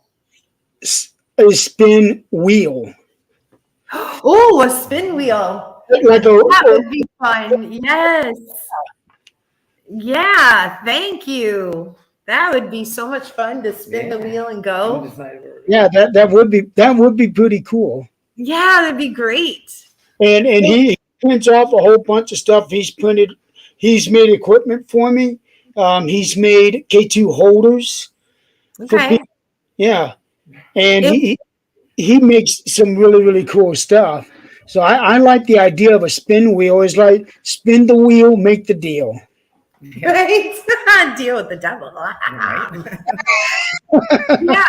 If he would send me an email to the crownpointjail@gmail.com and just, tell me his name and what he'd like to do, I'll give him a list. And so grateful. Yeah, that would that'd be be awesome. amazing. Yeah. Well, I can tell you now, expect an email from Brad Webb. Yeah. Okay. Great. Thanks, Thank you, Brad. That's amazing. We're going to have fun with that. Yeah. We're going to have fun. Yeah, he comes up with some pretty cool ideas on different things that I never would have thought. He actually made me some figures where the coating on it changes color, and this is 3D printed. Oh, wow. Cool. Yeah, Yeah, very cool. the ones that I had, they change color when they get hot, but they change color when they get hot, but he just recently found a 3D printing ink that changes color when it gets cold. Okay. So he's going to be working on that as well. I got Send them an email. Send her an email at the email that I put out here, and just tell her what you're looking to do. Yeah. Nick I Mila, actually, hi. what? Nick Mila, he's on here and says hi. Hi. I actually have this thing I want to try, maybe tomorrow night, actually. So my mom, she passed away, but she left me all of her dolls, and she has a nun doll, and it has the rosary, everything. I believe it's late 1940s, early 50s doll, and it's in the habit and the whole thing. And I was kind of thinking about bringing it up here to Federal to kind of see what might happen. Leave it up here. You can go back to Sandy's house. Well, yeah, I don't know if I'm going to take it Not home coming after, but kind of curious, Jill is asking if you have any pictures of the doll. No, I have not even taken her out of the secret. Mom left me a Shirley Temple doll, her first baby doll, which would have been in the 1930s, and then the nun doll. And I really haven't even taken it out of the cedar chest, but I was kind of thinking about it the other night, coming up with all these wonderful ideas that we can get scared over. And it'll be us. It'll just be us. Yeah, we'll be the only one here. So Well, Nick is saying, bring your doll, and then I'll come up there with my doll. I don't know if you remember Lucy, the one with the resin glass dome top on her head. yeah, it had a resin glass dome on its head. Yeah. Ooh, Lucy and the Nun. Well, we can start a whole thing. Like, I don't even know what direction that might go. Like, woman's section? I don't know. Well, the women's section or even juvenile. Yeah. With juvenile, was that mainly just young boys that was in there, or did it also have girls up there too? No, as far as I know, it was young men. But then I've read a couple newspaper articles that they were putting the younger boys with the older men, and there was outcry from the public about that, not keeping them within their age groups. So I don't know. But I know women had their own area. There'd be a riot today if that were to happen. Yeah, Right. for sure. And, we talked about it, and yeah, it has to be the wind. And I lost my train of thought because I got scared. Lots of noises going on. Yeah, and windy outside for sure. But I can actually hear a couple things going on back there. Do you? Okay. Yeah. Yeah. Yeah. I mean, we should probably just turn the lights off and do this in the dark. And it'd kind of be funny. My buddy Tim. My buddy Tim just said hi. Tim and Crystal. Just Hey, Tim. I can't run right now, so. now since Tim is here, I have to tell this story because it was one of those coolest things that Tim and I got to experience together. There's an area, Sandy, that you took me to, and as we were walking out, just before I was getting ready to walk across the threshold, I felt something tugging at the hood of my jacket. Like, Okay. I don't want you to go yet. Right. About an hour later, Tim came with me to this area, and we were there, I don't know, 20 minutes or so. And as we were getting ready to walk out, I saw this with my own eye, but he was wearing a beanie cap, and I saw the beanie cap get lifted almost completely off of his head. Yeah. That was one of the coolest things I had ever seen there. And since he hopped on, I just had to tell that story because I probably wouldn't have believed it if I hadn't seen it with my own eyes, but I saw it. Yeah. And it was just so awesome. That I had where I was talking to somebody and they're staring at me, but what they were watching is my hair was just getting lifted straight up, like while they're talking to me. I didn't even feel it. But that is one of the cool things about the jail. Like experiences go from audio to video to photos to personal experiences to physical contact. It's such a range of activity that you can experience several different things in one. You know, I think it was like 2 weekends ago? I don't know. I haven't been up here a lot lately just because of health issues. And I came up here and saying, screw it all. I was missing the hell out of the jail. So we came up and Earl and Denise were here. And Earl and one of his friends were in the jail. And we were still getting ready and bundled up because, you know, it's freezing. So we get in there and I hear Earl. I don't see him, but all of a sudden I hear him go, Jackie's here. And then I was like, yeah, where are you? And he goes, oh, you really are here. He goes, I was just repeating what just came through the spirit box. He was doing the Estes method. Okay. And they said, Jackie's here right when I walked in. I've never heard my name called here ever in all the times I've been here. And so that was just kind of weird because I hadn't been here in so long. Yeah. So then we go back to Dillinger's and we're, you know, just trying to get people to talk to us. And we all heard clear as day again through the spirit box come out, just my name, just Jackie. I was like, whoa, okay. And it was clear as day. They missed her. They did. Mm-hmm. It sounded like you weren't the only one who was missing. Right? I was missing them. They were missing me. So I was supposed to come up. That's cool as hell, really. It was neat. It was cool. Well, she was scared at first. Damn right I was scared. Yeah, she was scared. But I told her they miss you. Okay. So I got to ask this question. Is there anything that does not scare you too? No. We have just high adrenaline. Fight or flight. We're always gonna fight. And here's the funny thing is we have our experiences, but what scares us the most is what we've seen happen to other people in there. Mm-hmm. You know, not even so much what's happened to us, but we know what it's capable of if it wants to. So we're very you wouldn't believe how quiet we are when we go in. Like right now, but when we go in there, literally you can hear a pin drop and we're just standing in the dark.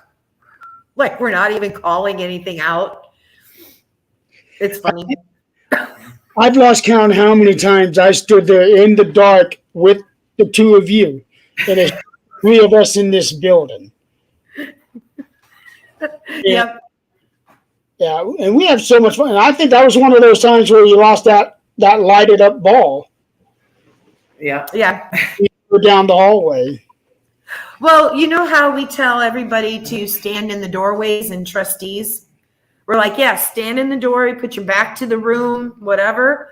Neither one of us have ever done it. Nope. We're not doing that. Nope. But we'll tell everybody to do it because we get pushed out. And it's fun. It's fun to watch. That doesn't scare us. Okay, has Hannibal Lecter spooked you too? Huh? Does Hannibal Lecter spook me? Yeah. Yeah, I can't stand him. No. She talks I love to him. Hannibal. But we I'll had have full conversations with them. we had a medium come through and tell us that Hannibal's possessed, that something is in him. And I believe her. I believe her. Really? Yeah, and then we had this motion sensor baby doll. So we put the baby doll next to Hannibal and we were waiting for them to talk to each other. But that doll would just go off randomly when nobody was around. So she was a little freaky. So when her batteries died, I didn't replace them. This jogged up something I had forgotten about. It was that night when Michael and I were moving Hannibal Lecter to different places, trying to spook everybody. That first time we had Hannibal stand there in the doorway of that long hallway where you go back there to get all the Halloween. Jackie, you were behind that thing. Nobody could see you, and you were moving him around, and it was freaking people out. It's because it's fun. I remember that. Brad just said that he has sent the email to you. Okay. Yeah. So next door is, the criminal courts building. And up on the second floor is a bar. We took Hannibal out one night and hoisted him up to look in the windows of the bar when people were in there. Oh, boy. How did that go? Oh, it was hilarious. That's funny. And then a couple buildings, they've painted like angel wings on the building, so you can take photos. We put Hannibal with the angel wings and took photos of Hannibal. You should post that. Oh, yeah, I could. Yeah. Yeah. Well, we were all in Halloween costumes that night doing photos to promote the haunted house. Uh-huh. So we're all in front of the angel wings. We were just taking Hannibal around with us for fun, all around the square. Yeah. I think you showed me that one time. Probably. Probably. Yeah, you might have showed me that. I do remember you talking about angel wings on the wall. Yeah. I probably could. Yeah. We had fun with that. We have a really great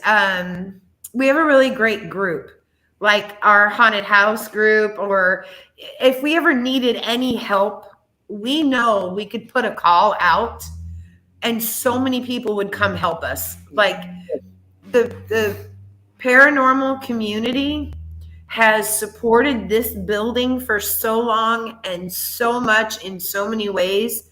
We are forever grateful to all the people out there, that come in here and spread the word and pay, and we try to keep our prices down there so everybody can come back again and again and enjoy it, not make it a once a year or once every couple of year thing. But we are so grateful to the paranormal community and being, investigators ourselves. Investigators. Quote unquote. We like the theory. We're big tough ghost hunters. Yeah, we like researching a lot about ghost hunting. It's the actual boots on the ground that we're not so good at. But For those of you that have not been out there to the jail, their prices are extremely reasonable. Very affordable. Definitely go. It's a lot lower than a lot of the other places around the area. And the money that they bring in goes back to the place, and you can see the result of that. Yeah, we're not paid. Nobody here is. All volunteers. Money goes back into the jail. Yeah, and goes into projects. We pick projects and go at them. We just got tuck pointing done. Yeah, outside Dillinger's cell block, the south wall of the jail, there was actually brick missing. And we were able to get all that tuck pointing done right before the haunted house and get all that brick repaired. Okay. Yeah, so a lot of times maybe you won't see changes, but a lot of what we do is structural. You know, there's like a false wall in Universal that has to be taken out and real brick put back in where it's missing. You know, so some big projects coming up. Yeah. So for those of you support them, go out there and see this place.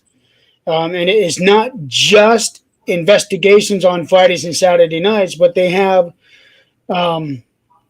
daytime tours there as well. Now, are those tours just during the season of your investigations, or is that year round? Those they start in May, and it'll be every Saturday morning, 10 to 1, starting in May. In And May? they go till September, and then we have to shut everything down for the haunted house. Okay. Yeah. Yeah, so definitely in March, get there to investigate. In May, get out there and check the place out during the day. Yeah. On Saturdays. Because no matter which way you go, you're going to be learning something about this building. Yeah, and we're pretty good about, like, you know, if you've got family coming in or you're only going to be in this area, you know, a certain time, if you email us and say, hey, you know, I got some people, we'd love a tour, but we can't come on a Saturday, we're pretty good about setting you up for, you know, regular tours, like 45 on $5, you know, and come give you a tour on an off day if needed. Okay, there you go. So send them an email, or you can also look them up on Facebook.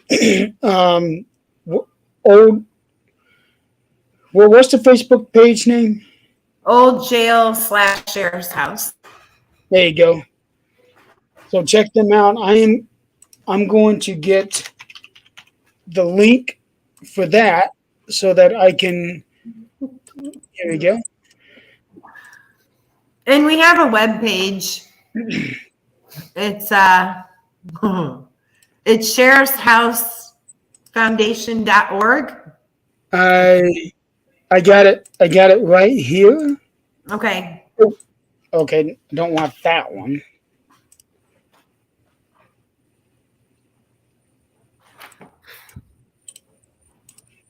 Here we go. I haven't been amazing at keeping it up, but I have it updated as far as, you know, what's coming up or like when we open again. Okay. Brad is asking, what if I want to do a private on a weekday? That's when my anniversary falls on.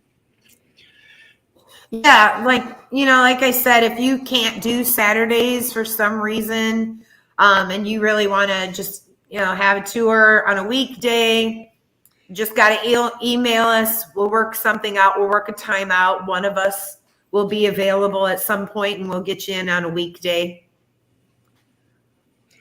Oh, I just saw a picture on the website. It looked like a wedding thing. Yet you had all kinds of chairs lined up inside of Universal. Yeah, that was a couple that wanted like a gangster wedding. It looked really nice. That was not my son's wedding. We went with a Halloween theme. I'll tell you what, that looks pretty nice, the way that those chairs are set up. And then I see that where you had plants. Yeah. Like every few cells. That looks really good. Yeah. So you can also get this place if you wanted to have special events, not necessarily just paranormal events. Yeah, we had a baby shower last summer. And the lady decorated it so beautifully. She really did a wonderful job.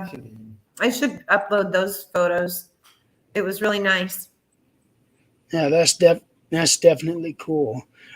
Is there anybody else out there that have any questions for these ladies before we wrap up tonight? 'Cause I can't believe we're coming up on 2 hours already. We're talkers. She's Well, talking. So am I. I don't have How are you? I don't have a life. I'm not doing anything else. Same. Oh, um, when I was with you, I think this might have been the last time when I was with you, Sandy. You told me that since I'm off and everything, I should use this time to write a book. I did tell you that. I have been doing a lot of writing from September on. I'm currently working on 4 books with an idea for a fifth. I just kind of keep back and forth. And I've also written 6 or 7 short stories that I've actually completed. I like it. What genre are you doing? All different kinds. I'm on some of them. I'm doing flat out horror. Others are more drama. One of them that I started this week is a crime novel. So, Okay. bouncing around a bit. I don't like a lot of people. I don't want to be typecast into one specific area. Right. No, I get it. Yeah. Yeah, I want to be able to dig into different things, which is why, like what a lot of people is that I don't want to dedicate all of me just to the paranormal field, which I know a lot of people do, because I get tired of doing the same thing over.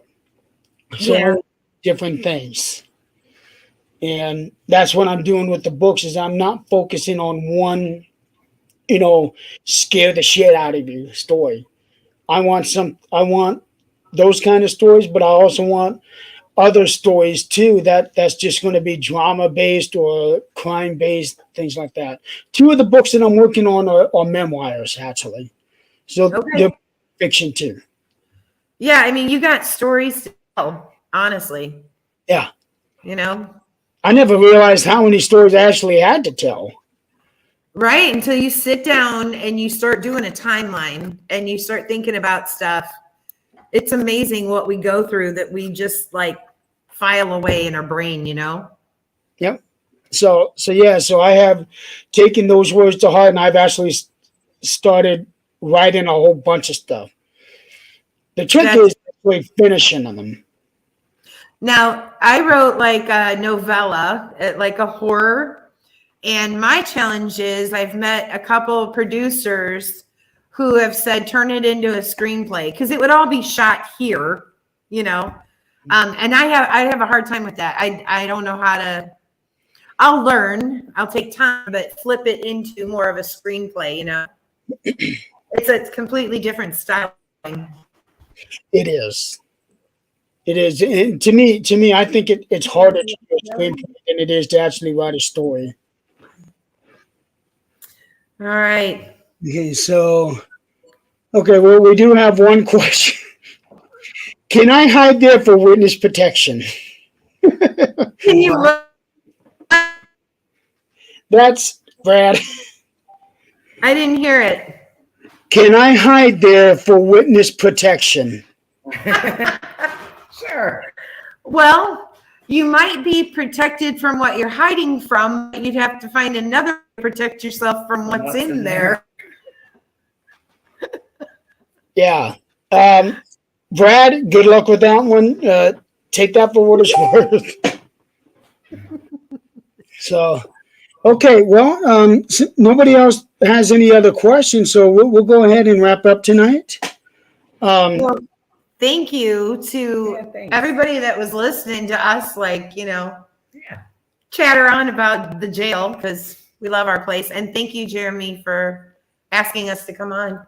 Oh, thank you for both of you being on here. I know I've wanted to get you on here before, but you two were always working on Friday nights during the season, so I was lucky to have this time to get you on here. Yeah. Absolutely. Yeah. No, it's fun. Awesome. Well, so for those of you out there in the audience, definitely check this place out. You got the thing scrolling across the screen. It's in Crown Point, Indiana. Um, very, very good jail. I am really let down when I go there. I have been there 20 times, something like that. And almost every single time I've been there, something has happened. Yeah. So this place is legit. And also, it's not just a place just to go running around, be all spooky. But with this place, you're going to learn. You're going to learn. These ladies have a lot of stories to tell you. Did you hear that? And, they know so much about this building. And there's so many different artifacts in the building as well that you can go through. A lot of log books, a lot of pictures. They even have a thing where you can get a mugshot. Bring Yeah. your own. Okay. Yeah. I'm watching the wall above Jackie's head up there. I've been seeing stuff move. You saw that? Okay, over by the door. It's just movement. Yeah, I don't know. I thought I saw shadow play up there. It was kind of weird Awesome. for you. So even during the show, stuff is happening. As Yeah. you can tell, stuff has gotten their attention throughout the show. So this place is active. Yeah, we're just in the house. We're not Yeah. even in the jail. Right. So if that tells you anything, you won't be disappointed in this place. And it's not just for the paranormal aspect, but it's also for the historical aspect. This place really has it all. We do. We do. And you're going to have a lot of, even if you just spend all night sitting on the front porch talking to these two, that's going to be money worth spent. Thanks, Jeremy. Thank you. I spend half my time I'm out there. I spend half of it on the front porch with you. So do we. So do we. But we meet a lot of cool people, Yeah, Yeah, there's good people out in this field doing really good things. there is, and you're one of those locations that actually takes care of and improves upon your building. Yeah. So that goes a long way for people like us, because we see the improvements. We want to keep coming back and helping out on that. That's great. Yep. That's great. All right, so ladies and gentlemen, unless anybody else has any other questions, we're going to wrap it up for the night. Next week on 13th Dimension, I have Greg Bakken on the show. And in a twist, we are not going to be talking about the paranormal. We are not going to be talking about his ghost box, but we're going to be talking about Greg's other passion, which is Doctor Who. Oh, Tom Baker. Oh, he's my favorite Doctor Who with the long scarf. I'm going to turn in. I love Tom Baker. He just had a birthday. And I'll be the first one to tell you, I have never seen a Doctor Who show. Oh, neither. you're kidding me. So I told Greg, I want you to educate me on Doctor Who. Yes, classic Doctor Who with K9 and the TARDIS. And He is straight up expert on everything Doctor Who, but on top of that, he knows a lot about British TV. a lot of good British TV. Ask him about Dave Allen at Large, Monty Python, all classics. If I remember that, I will. Well, I'll tune in, okay? Okay. So ladies and gentlemen, next week at 8 o'clock Eastern, 7 your time, we'll have Greg Bakken on the show. He's going to tell us all about Doctor Who.